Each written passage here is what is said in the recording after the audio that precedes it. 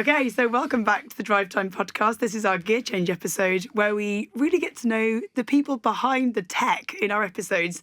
And today I'm joined by Barbara Johnson, Babs, and Andy Gray, both from Kortical. So welcome back. Thanks for having us. Thanks for having us, yeah. So, Babs, it's great to see a female founder in tech, and it's great to kind of get you on the show as well. So you were a co-founder for Kortical. So I just want to know how Andy persuaded you to kind of give up your day job and go join this crazy business. Yeah, so on maternity leave, I was looking after he's just born, and Andy and Alex contacted me to be like, hey, we're negotiating this contract, we're looking at this kind of sale, and what do you think of this? And just kind of question after question. And then slowly it was like, oh, actually, we kind of need someone else to help us with the operations side of things. And so I came in as kind of CEO around the kind of sales and marketing side. And it just, the roles and responsibilities have grown since then. But it is one of those things to point out that there are very few women in tech, and actually you don't need to have a tech background. You've got a great support team who are very technical and can understand, as we talked about, all the AI algorithms and understand the machine learning behind it. But if you can just understand how to apply it and talk to business in their language, then there's a real role for women in tech as well. And I think now tech is really shaping society and the wider audience, and I think it's really important that women have a voice in it. So I'm just urging all women to get involved, basically. I'm so happy to have you. It's so good. And I think I work with a few organisations where we're trying to get more females to consider, because actually there's talent is a really valuable resource, and so we compete with a lot of other industries to get talent to come into automotive or technology. So it's really important that we have representation within our industry, so people think, oh, okay, that doesn't look too scary, it's not just all dudes, I can go and do that too. So yeah, that's great. 100%. So your background was really marketing, wasn't it? When I looked at your background, so you've brought that kind of energy to the business, which is great, and translating your complex geek out stuff, Andy, into language that I suppose normal humans can understand. Yeah, I need translation. Not just from your accent. So the funniest thing was, when we were talking before the episode, I just thought you were business partners. But I said, oh, you're both from Ireland. You went, oh, we're brother and sister. I was like, oh my God, that must be fun. So, it's definitely a different dynamic, isn't it? But it does work, because there's an implicit trust and support. And while we can get in each other's nerves, for sure, it just really works. We know we want the same goal. We're still super aligned. And so, and we can fight things out probably better than others. We probably get to conclusions because you'd be a bit nervous if you didn't know each other as well. But I think it works really well. We've been doing this now for so long. Yeah. It's kind of crazy. I think that thing, having the person that you can completely trust, that you don't have to worry about, it just makes so many things so easy. And I think also just we do have a good relationship, so actually we can kind of have those difficult chats and still, get along well and do the job. So you can say the stuff that other people might be thinking, and you just say it. So brothers and sisters. I mean, I've got 3 boys and my partner has 3 girls, and then so in our household, it is really, really funny that sometimes it all kicks off, but then it all calms down really quickly. So it's like, it's good. It's good fun. So not sure I'd advise it for everyone else though. No, it really kind of depends. But listen, so what we do in this kind of outtakes episode, or in our gear change episode, is start to unpack some of the myths and what might get in the way. So I'd love to kind of hear from both of you about what are the myths that you think, given that you've both come from different sectors, what are the myths that you think are surrounding AI or surrounding technology that we can start to demystify or demyth? Okay, I think one of the big things that all the tech people are saying right now is they're kind of going, every technology just keeps on basically building, and everyone gets new, better jobs all the time. So sort of like it's all just going to work out. And I think the thing is that, if you think about it, if we had perfect human level intelligence and perfect robotics, which is sort of coming around the corner, that's better than any of us at our job as well. Obviously, that will burn down the house for the job. So there is a point at which sort of the jobs don't necessarily materialize and all this sort of stuff. So I think the sort of like, to get ahead of that curve, we really want to be adopting AI and be, as proactive about being part of that journey, because it is going to just change everything. I mean, that sort of whole AI job apocalypse is probably somewhere in the future. Sort of, to ride that journey, it's one of these things where you don't want to get left behind. You don't want to be just sort of complacent and think, I'll get on it in 5 years' time or it'll just blow away. It's Paul Krugman famously said the internet will amount to no more than the fax machine in 2005. Yeah, he didn't really get it, did he? I don't really think he saw the potential. So yeah, I think if you're thinking that it's going to go away, I think it's here to stay. Basically. Yeah, definitely. But like your advice is kind of get involved, get on and have a play, and don't get left behind. So don't feel like you can't get involved, but just like dip your toe in. Babs, what about you? What's the biggest myth? Yeah, I think people who think AI is not for me, and we're seeing this really weird place at the moment where students are being told, don't use it, you'll fail if you find out you've been using ChatGPT, and then you get into this working world, and they really have to then skill up fast, and then kind of the older statesmen are sitting there holding budgets, or women holding budgets and the direction of the company. And there's kind of this middle ground that needs to suddenly catch up, is like technology, and all the people who've got all these ideas about how to use it are really in the youth. And then you have to look and see, okay, how can you apply it?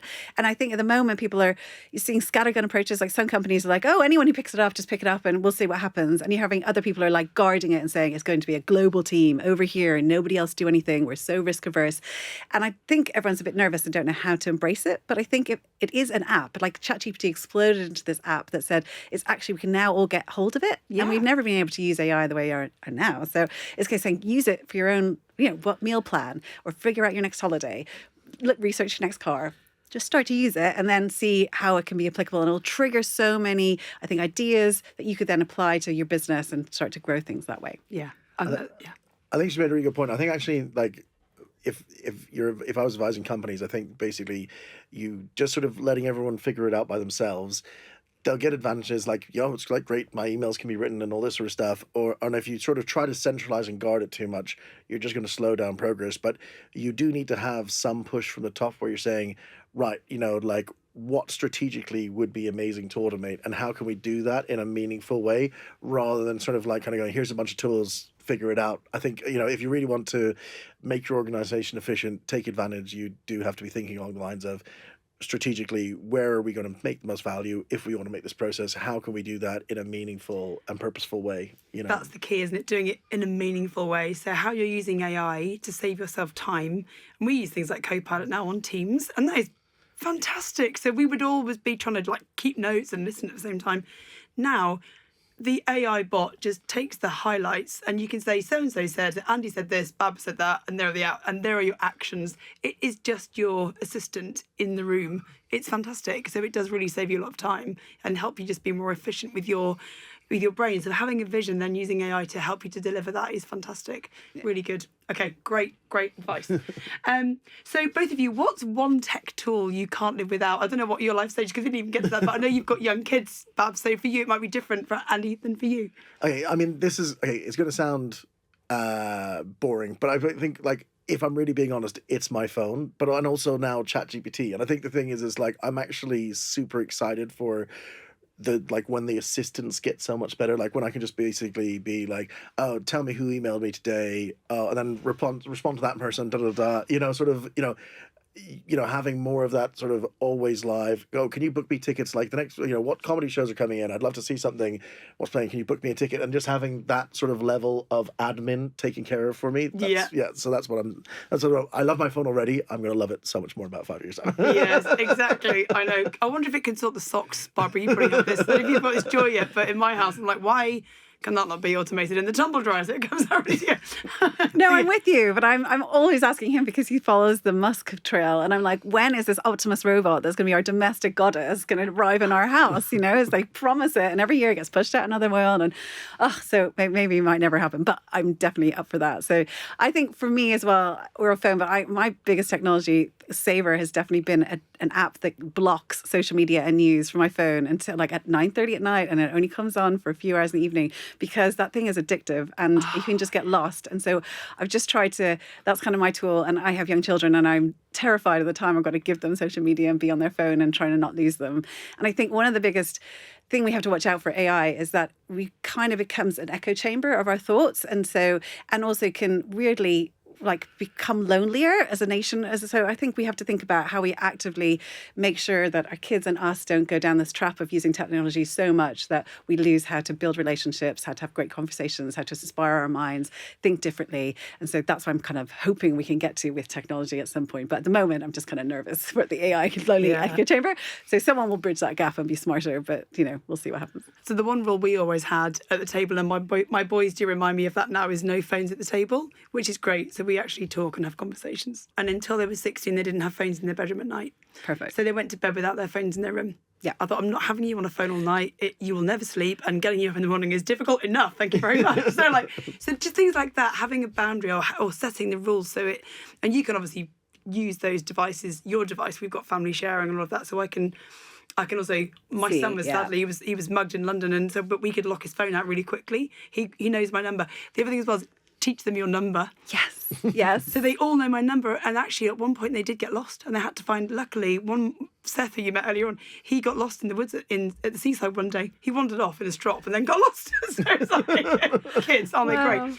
But yeah, he knew my number, and then we were asking people if they'd seen a boy this high wearing the stripy thing, and they saw him, and he was waiting by the car for me because I'd always taught them what to do, and he knew my number, and they rang me. Amazing, so things like that. So actually tech is great, but it also atrophies your brain because nobody remembers numbers anymore. Whereas when we were growing up, we all knew people, we all knew how to phone our friends because we all knew their numbers. Yeah. So stuff like that, I think it's great because you haven't got to remember stuff, but it's also bad because you never have to remember stuff. So another big question. I mean, you're at the coalface, or the cutting edge, not the coalface. You're at the cutting edge of innovation. What do you think is the most exciting innovation that you can see coming in the next 5 years? Okay, so I think there's a couple of them. So I think probably the one that's going to be the most, I think actually ChatGPT and agentic AI. So I mean, for me, it's this is already here, but probably for a lot of people, they're not even that aware of it. But what agentic AI is AI that can use tools and do things. So that's basically when it's plugged in. And so if let's say you've got a website, and let's say booking a holiday, or getting a train timetable, buying a ticket, all these different things, we're starting to get to the place where these can be exposed to like ChatGPT or these sorts of other tools. And so then it's just going to automate so much more of your life. And then actually agentic AI is often running in the background doing processes. So you're not necessarily having to sort of trigger into actions. You can be like, every day at 12, do this for me, or look, you keep on looking at emails and let me know if, rather than the sort of things that you have to directly push out. I think that's sort of like a very near-term thing. I think longer-term, robotics is actually coming to a level where it's going to be, in people's homes, doing their laundry, doing all that sort of stuff. I mean, first of all, it's going to be going into factories in more controlled environments because there's no babies to step on, no dogs to step on. Quite. Yeah, I know. And I think get to quite a high level before it gets into the home. But I think, the key thing is actually the sort of technology that we've been seeing with the full self-driving from the cars, where they're using vision to understand the roads and do all this sort of stuff. That's the same thing that you need to put in a robot so it can walk around. So actually, even though we had, like, you see Boston Dynamics doing cool dancing and doing all that stuff, the challenge is those robots couldn't understand the world that they were in. So it's now robots can understand the world they're in. Now with the large language models, they can have common sense. And so this is the sort of unlock that means that we're going to have robotics going everywhere soon. Yeah. Babs. Yeah, I'm, as I talked about, desperate for this domestic robot. But I also, and I think it maybe in a more nearer term is like it's going to take on more work that we probably don't do at the moment, or we're maybe not as diligent in. And so that's kind of exciting. So if I think about, like, if you're going into a client call beforehand, you could get to do deep research on what their client's objectives are, how their financials have been, all of this kind of thing. And, you don't have to do all that. It would have taken you days beforehand. And now you can go in really fully informed and look like a bit more of an expert in a room. And especially those people who've got tons of clients, who've got to do a lot of account management, it's just never been possible before. And businesses have always had to look at like the 80-20 rule. Well, actually now you could automate. They've never really worried about the last 20. Now you could automate it and get additional revenue from these smaller pots. So I think it's going to start to necessarily really upend business, but I think everyone's going to see about how much more opportunity they can have, how they can be a bit more productive, and then hopefully from there things like robots and the rest of it will come to life. Self-driving cars, can't wait. Yeah, there's a lot. There's a huge amount. I think we kind of think about what do we outsource, what could we outsource, but you're right. I think actually the amount of man hours that it takes to do the research before you go into a client. I mean, obviously I did the research, but I rang you, we had a call. So it's like, I'm still very person to person because that's kind of where we're at with this. But there's so much you can do that does the heavy lifting for you before you go in. So that's a really, really good tip. So then like the fun side now is about kind of your road trips and like, where would you go? Where have you been? And then we're going to think about what you'd listen to on that road trip. So are there any road trips that you did or trips that you did as kids or that you kind of went like they were horrendous, like we're arguing in the car, don't want to talk about it, I'm had therapy, or any dream road trips or destinations that are on your wish list? So well, I think our dad loved a drive, so he would take us like from Ireland to Italy by car. So yeah, we spent a lot of time in the car, sort of, like reading books, looking out and seeing like endless fields and, and all that sort of stuff. No worries. I think he's traumatized as I listen to Andrew Lloyd Webber on repeat and nice. sing at the top of my lungs, and everyone else is like, oh my God. Show tunes, here we go. The only tape I had at the time was like tragic. Yeah. Oh my God. So funny. Yeah. So we're actually driving to Italy this year. We've kind of planned our route through Switzerland. Oh. So Nice. I'm really excited about that. I can't wait. A lot of tunnels. Yeah, I know. It should be fun. So, actually, one thing we did when I was like with my friends was actually getting, we got sort of some muscle cars in Santa Barbara, and then we drove to Vegas, and that was like so much fun. So we're all just sort of like, down the highway, basically like, music blaring. We're just sort of like driving sillily, but it was fun. There's such, I mean, I suppose the scenery in America is just so huge. Everything is just giant scale. So that's on my list. Maybe in 4 years when things have changed. I'm getting there right now. But yeah, so it is beautiful, and we're lucky that we get to go to Canada. We have a business out there, so I've been there a few times, and that is just beautiful and stunning. It's so incredible.